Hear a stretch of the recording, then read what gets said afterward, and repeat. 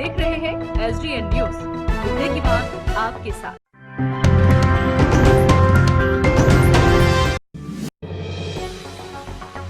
सत्र 2021 का बजट संसद में पेश किया गया, जिसके बाद अब भाजपा द्वारा देश भर में बजट की खासियत बताने के लिए जिला स्तरीय प्रेस वार्ता की जा रही है। पूर्णिया में भी भाजपा ने प्रेस वार्ता कर बजट को आत्मनिर्भर बताते हुए उसकी खासियत को बताया। पूर्णिया जिला भाजपा कार्यालय में प्रेस वार्ता का आयोजन किया गया, जिसमें बिहार सरकार के पूर्व मंत्री सह बनमनखी विधायक कृष्ण कुमार ऋषि व सदर विधायक विजय खेमका सहित भाजपा के दर्जनों कार्यकर्ता उपस्थित रहे। प्रेस को संबोधित करते हुए बताया कि यह बजट आत्मनिर्भर भारत का बजट है, जिसमें प्रधानमंत्री ने सभी तबकों का ख्याल रखा है, महिलाओं को भी देखा है और बुजुर्गों का भी ख्याल रखा गया है। इतना ही नहीं, किसानों के लिए भी खरबों का ऋण की योजना है। इससे भारत आत्मनिर्भर बनेगा। शिक्षा में बेहतरी के लिए सैनिक स्कूल सहित 15,000 आदर्श विद्यालय बनाए जाने पर खुशी व्यक्त की है। सुनिए प्रेस वार्ता के मुख्य अंश। आज भारतीय जनता पार्टी की तरफ से जो केंद्र सरकार ने जो बजट पेश किया है, उसके उपरांत आज आप लोगों से वार्ता है उस क्रम में हम लोग के भारतीय जनता पार्टी के अध्यक्ष राकेश जी हैं, यहाँ के स्थानीय विधायक खेमका जी हैं और बड़े भाई पूर्णचंद्र वर्मा जी हैं। जो बजट हुआ है, यह बजट निश्चित रूप से आत्म भारत का बजट है, गरीब गुरुओं की बजट है, युवाओं की बजट है, महिलाओं की बजट है। देश में हर एक नीचे तबके के जितने लोग हैं उसका बजट है। इस बजट से देश के लोग में काफ़ी खुशी है और जिस उत्साह से जैसे लोगों ने माननीय प्रधानमंत्री जी ने एक नारा दिया था कि आत्मनिर्भर भारत का, उस आत्मनिर्भर भारत के ऊपर यह बजट है कि आने वाले समय में हम आत्मनिर्भर भारत बनेंगे। अब जैसे आपको बता दूं कि इस बजट में आपको देखिए एक छोटा मैं बता रहा हूँ, एक SC/ST के लिए जो विद्यालय चलता है, जिसका जहाँ बाहुल क्षेत्र है, हमने देखा कि बजट में 36,000 करोड़ SC/ST के लिए इस बजट में प्रावधान किया गया है। तो आप समझ सकते हैं कि जिस देश में SC/ST जो शिक्षा में काफ़ी कमजोर है, उसके सरकार ने उसको बढ़ाने के लिए, आत्मनिर्भर के मनोबल बढ़ाने के लिए सरकार ने उसके लिए स्कूल खोलने के लिए 36,000 करोड़ का बजट पेश किया है। यह मामूली बजट नहीं है। जैसे उसके लिए अब स्वास्थ्य को देख लीजिए, स्वास्थ्य के क्षेत्र में भी देख लीजिए कि 236 लाख करोड़ का बजट है। अब उस समय हम लोग आज से 15 साल पीछे चले जाए तो कम से कम बिहार में ही मैंने 2 से 3 मेडिकल कॉलेज रहता था। आज कम से कम 8-10 मेडिकल कॉलेज खास करके बिहार में हो गया है। तो स्वास्थ्य के भी क्षेत्र में निश्चित रूप से हम लोग काफ़ी आगे बढ़े हैं और स्वास्थ्य के भी क्षेत्र में माननीय वित्त मंत्री सीताराम रमन ने भी काफ़ी इसमें ध्यान दिया है, खास करके प्रधानमंत्री जी ने। जैसे कृषि सुधार मिशन के लिए कृषि के सुधार पर भी 1.5 लाख करोड़ का भी उसने बजट का प्रावधान दिया है। आपने देखा होगा कि किसान के लिए MSP योजना को बढ़ाने के लिए प्रधानमंत्री जी ने स्पष्ट रूप से वक्तव्य दिया था। तो यह बजट निश्चित रूप से आने वाले समय में आगे बढ़ने वाला है, आगे देश को आगे ले जाने वाला बजट है। यह बजट अब देखिए लघु सिंचाई के लिए, कुछ दिन पहले हम लोगों के माननीय मुख्यमंत्री जी ने विधानसभा में लघु सिंचाई जल जीवन हरियाली पे एक सेमिनार किया था कि हम लोगों के आने वाले समय में जो लेयर है पानी का घट रहा है, आने वाले समय जल जीवन का जो अभाव होगा। अब देखिए जल जीवन हरियाली के मतलब मिशन, शहरी मिशन के लिए 10,000 करोड़ का बजट का सरकार ने इस बजट में प्रावधान किया है।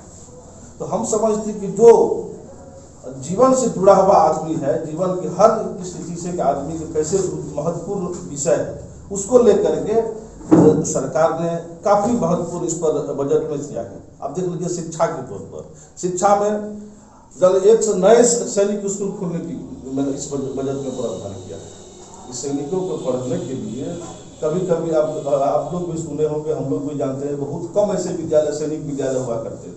100 सैनिक विद्यालय खोलने के लिए सरकार ने इसमें प्रावधान किया हुआ है। तो निश्चित रूप से हम लोगों को इस बढ़ाने के लिए इस बजट में सरकार ने प्रावधान किया है। जैसे शिक्षा के क्षेत्र में भी 50,000 करोड़ का बजट दिया है। तो जैसे शिक्षा हो, स्वास्थ्य हो, और SC ST के मामले में उसके आगे बढ़ाने के लिए, उसके स्कूल खोलने के लिए हो, हर विषय को ध्यान देते हुए केंद्र सरकार ने यह बजट में निश्चित रूप से आम गरीबों के लिए यह बजट है। अब एक बात, एक छोटा सा उदाहरण मैं देना चाहता हूँ कि एक गरीब आदमी था जिसके मन में रहता था कि हम सोना चांदी, मन में लालसा रहती थी महिलाओं को कि हम कभी कभी पहने, उसकी मन रहती थी, लेकिन वह सोना चांदी का रेट घटाया। तो कम से कम आम लोग भी कम से कम उसकी मानसा जो है वह भर सके, उसको लगे कि वह हम भी सोना पहन सकते हैं। अब उसका रेट को देखिए घटाया है। तो कम से कम गरीब आदमी को एक उत्साह बढ़े, इस तरह के यह सरकार का महिलाओं के लिए काफी उत्थान के लिए सरकार ने बजट में प्रावधान किया है। इसलिए मैं निश्चित रूप से कहूंगा कि यह सराहनीय बजट है केंद्र सरकार का और बहुत ही महत्वपूर्ण बजट है। आने वाले समय में देश को आत्मनिर्भर और आगे बढ़ाने वाला बजट है, बिहार को आत्मनिर्भर बढ़ाने वाला बजट है।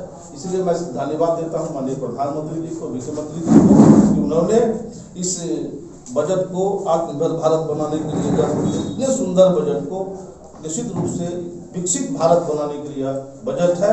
मैं धन्यवाद देता हूं पूर्णिया जिला के तमाम हम गरीब वर्ग के लोग से, महादलित, किसान, युवाओं की तरफ से मैं केंद्र सरकार को बधाई देता हूं कि आपने आने वाले समय के लिए सबका ख्याल रखा है, सबका ध्यान रखा है, सब कैसे आगे बढ़े, सब कैसे आत्मनिर्भर बने, उसके लिए सरकार ने ध्यान दिया है। इसलिए मैं पूर्णिया जिला के तमाम लोगों की ओर से, आप सबों की लोग से मैं केंद्र सरकार को बहुत बहुत धन्यवाद और आभार व्यक्त करता हूं।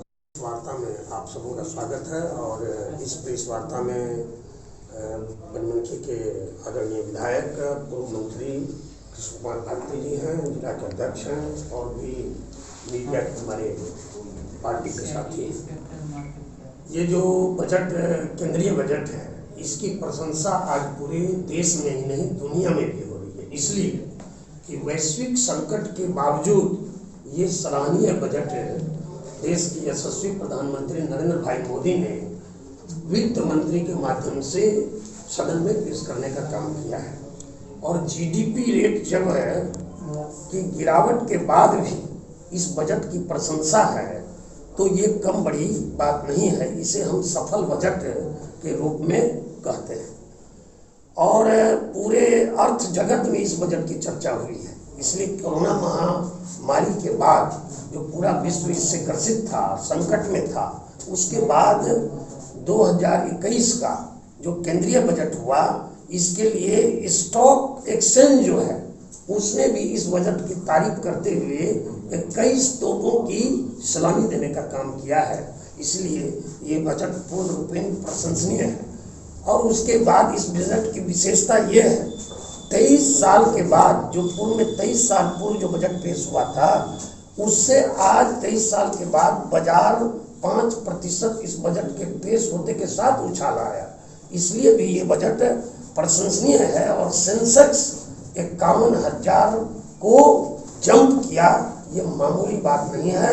देश के यशस्वी प्रधानमंत्री जी ने जो कहा, सबका साथ, सबका विकास और सबका विश्वास, उसको ये बजट साबित करता है। ये बजट लगभग 34,83,000 करोड़ रुपए का बजट जो हमारे वित्त मंत्री ने पेश किया, वो आत्मनिर्भर बनने और बनाने का बजट है। महिलाओं को फिर उज्ज्वला योजना के तहत जोड़ने का भी कार्यक्रम है, जिसमें बिहार जो है, क्योंकि आप भी जानते हैं कि आर्थिक रूप से बिहार और बिहार में काफ़ी ये है, तो उस वजह से 1 लाख करोड़ जो नई महिलाएं जिनको उज्ज्वला योजना जो दिया जाएगा, उसका लाभ कहीं ना कहीं बिहार को ही मिलेगा और बिहार सबसे ज़्यादा लाभ मिलेगा। अब युवाओं के लिए प्रधानमंत्री जी ने करीब राज्य के 46,000 गाँवों में ऑप्टिकल फाइबर से इंटरनेट की सुविधा देने की, जिससे जो यहाँ के जो विद्यार्थी हैं और जो युवा हैं उस अपने इंटरनेट प्रणाली से जुड़ करके एक अच्छी शिक्षा प्रणाली से जुड़ करके थोड़ा बेहतर शिक्षित भी होंगे, दुनिया को भी जानेंगे और आर्थिक रूप से अगर उसमें किसी व्यवस्था या व्यापार को जोड़ करके ऑप्टिकल फाइबर से आप समझ ही सकते हैं कि किस तरीके की गति मिल सकती है, ये भी प्रावधान किया गया है। साथ ही में आपको जो है बिहार के लिए खासकर जो आपका ईस्ट वेस्ट जो कॉरिडोर है, मतलब फ्रेट कॉरिडोर जो है, ईस्टर्न फ्रेट कॉरिडोर, चूँकि बिहार उसका मुख्य भाग से गुजरता है तो लगातार उस पर प्रयास किया जा रहा है, चूँकि उसका लाभ जो है बिहार को भी बहुत मिलेगा फ्रेट यहाँ से माल भेजने में। और खासकर पूर्णिया के क्षेत्र में मखाना की तरफ हम लोग काफ़ी ये हैं, तो इस बजट में ग्रीन कॉरिडोर बना करके मखाना को कैसे अंतर्राष्ट्रीय प्रोडक्ट बनाया जाए और उससे जुड़े हुए जो बिहार के जो किसान हैं उसको कैसे मजबूत किया जाए, ये भी प्रावधान हमारे बिहार में रखा गया। तो कई चीज़ें रखी गई हैं, बहुत सारी चीज़ें जो हैं, कुछ चीज़ों को जब आपके पास जो रिपोर्ट आया है उसमें कुछ चीज़ों को प्रमुखता से बताई जाती है, लेकिन इसका मतलब ये नहीं है कि और सब बजट का महत्वपूर्ण चीज़ें छूट गई हैं, क्योंकि बताने के क्रम में हर चीज़ नहीं बताई जाती है, बहुत सारी चीज़ें लिखी भी रहती है और जो कालखंड में और आने वाले समय में आपको स्पष्टता के रूप से मालूम पड़ेगा। आपने स्वयं देखा कि इस शेयर के बाद जो है शेयर बाजार और व्यापारिक जो लोग हैं वो बहुत मजबूती से पूरा एक सप्ताह जो है काफ़ी बेहतर ढंग से शेयर चला। अब रहा डीजल और पेट्रोल का दाम, अभी अंतर्राष्ट्रीय में $61 क्रूड ऑयल का जो एक बैरल का कीमत हो गया है, जो चिंता के विषय है। स्वयं हमारे पेट्रोलियम मंत्री इस पे चिंतित है कि भाई ये और अंतर्राष्ट्रीय, चूँकि इंडिया जो है वो लगभग 67 से 69% जो है इंपोर्ट करता है, मतलब उनका पेट्रोलियम प्रोडक्ट अपना प्रोडक्शन बहुत कम है। तो इसी में आपने हाल में देखा होगा कि ट्रैक्टर को उन्होंने बायो इंजन पे कैसे चलाया जाए, इसका भी उन्होंने ये किया है। तो बहुत सारी चीज़ें हैं जो प्रयास को आगे बढ़ाया जा रहा है और आने वाले समय में हम लोग इसको धरातल पर देखेंगे।